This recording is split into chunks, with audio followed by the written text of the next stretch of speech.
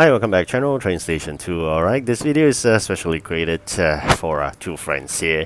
One is being patiently waiting and another one's asking whether there'll be one more competition to go. Yes, I affirm there's one more. Right, so I'm sharing with you like a second for the fifth competition.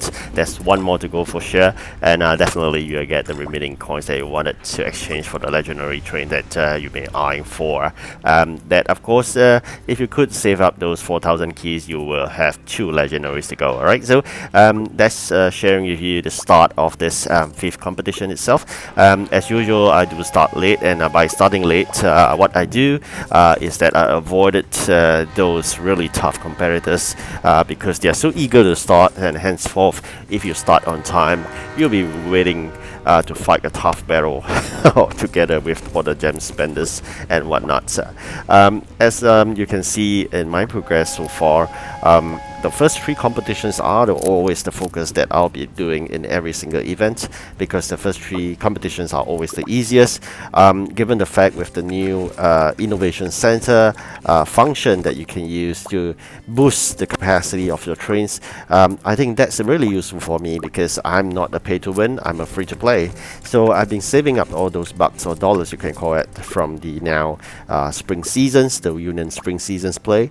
With that, I'll use it strategically onto the trains that require. Normally I will be using for the rare trains, that's one, or the legendaries, because legendaries, you know, there are some 80 capacity trains that I have that would boost it to 100 capacity, and that really move things like super speed. So as for the rare trains, definitely because of the low capacity that they have, so that boost again helps as well, because otherwise it would take a lot of efforts to move things using the 6 capacity rare trains that I have. So generally make full use of the Innovation Center if you're still struggling to get the remaining number of those coins that you have, and you must win it in order to get it. So I think that could be a way, since this is the last competition already.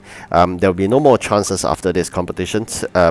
They're getting that 1,000 coins. So if you're really close to it, like 900 or 950 kind, by all means try the Innovation Center, boost the capacity of the trains, and fight your very last battle very strongly. So EP head start is something that I always want to share. Collect them, basically the 3 jobs that you completed only at the start of the competition. Meanwhile, there are still a couple of hours before the start of the next competition. You can do a lot of collections of materials to make them into the finished products required by the event. Then of course you got to put them in the warehouse and continuously making them only at the last minute or last hour if you wish. So pause, do not play anymore, and then close off the game, and only start the game 10 to 12 hours later.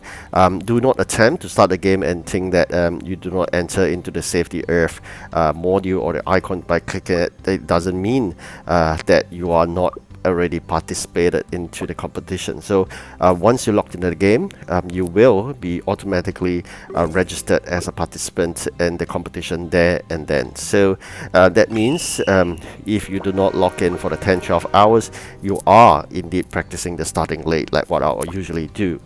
So this is the one I'm talking about, Innovation Center. I'm not using it because I already received 2 legendaries from this event. I do not want to waste this precious limited number of bucks, or the season dollars, you can call it. So I'm going to use it only in the next big event. I'm saving up more by playing the Union play. Definitely it's really tough, but nonetheless it's a must that we got to play so we can get some extra boosts towards our trains. And of course a continuous collection of all this raw materials is important. That's why it's definitely important that you do a lot of preparation work. There will be definitely in a way a very tough competitor in every single competition. If you're happy with second, you can leave with it, go ahead like what I did, because I know once I do not use that boost, I would at best get second, which is came true, especially as evidence from the previous 4th competition and the current 5th competition, because there will always be people that are actually paid to win in competitions, and you know what, they may have also practiced the starting late strategy.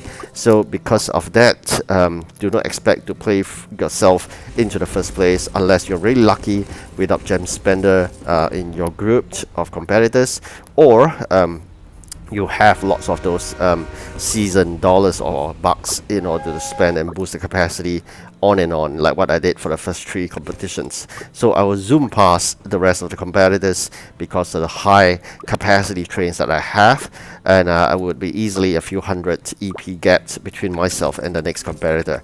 So this is something you're going to think about. You can see I'm saving up the gems as well. 140 gems is not a lot to you, probably, if you are a pay to win, but it's a lot to me because that's about 140 videos I've watched. Alright, so that's something you're going to think about.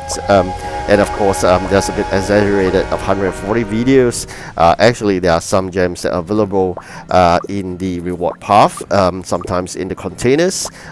For those that are Android players, if you play affiliated games to Pixel Federation, they may reward you with gems as well, but not for me. Alright, so in the Safety Earth, we have 93% completed, still got 7% more. I thought that was a good pacing because once I hit 100%, it'll be a lot tougher. So I'm practicing, if possible, keep within 100% and only complete 100% at the last moment of the last competition. So I'm trying that strategy again. If it works, I think that would be great. Otherwise, it will be just going in the motion and it's useless. But I'm guessing that I'm able to get second steal is all thanks to the less than 100% completion. So 99% strategy, I'll call it. You stop at 99%, do not cross over 100% by not doing the last job and collect it. That way, the numbers of quantities to ask for deliveries will still be maintained as reasonably high. Okay, not reasonably low, but if you have crossed 100%, it's unreasonably high. So this is the difference, I believe.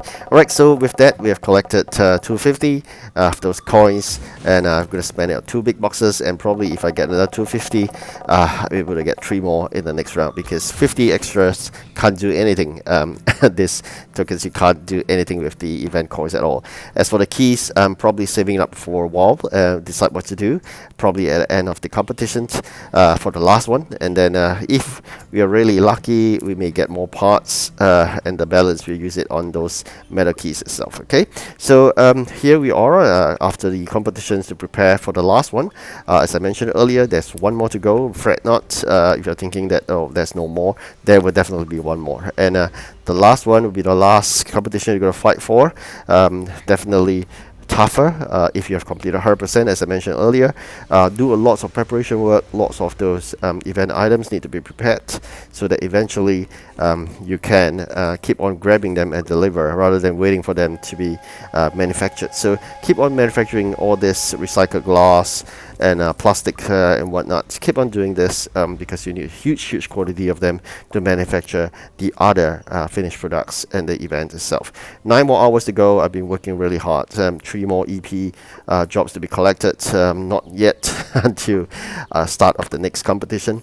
In Japan itself, trying my best to collect more coins, especially Japan, 7,000 plus, and then of course Sweden, 4,000 plus, and Australia as well, I think about 3,000 plus or so. Generally, these are the 3 I always collect. The rest, sometimes I'm lazy to collect, I'll just put them aside. The other thing I would usually do is definitely in terms of the delivery that I wanted to do for Japan, because Japan itself, really there's this tungsten factory. Hope to get it unlocked, otherwise it may be painful to collect the raw materials and then to make it again. So whenever possible, there's a factory that allows me to collect raw materials straight away, I'll do that. Constant upgrade of your trains is a must, likewise. That's what I've been doing. Just to share with you very quickly, the trains I have currently in Japan, upgrading them constantly whenever possible. Of course, there's still a lot way to go. Getting the 2 legendaries are quite far away. One is definitely assured through the path itself. Here we are showing you the Japan path.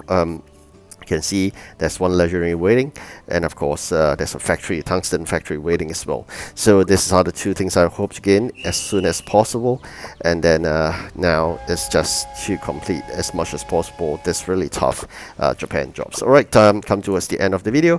Thank you for watching. Do like and subscribe, and I do wish you good luck in the last competitions so that you can get your favorite train. Goodbye.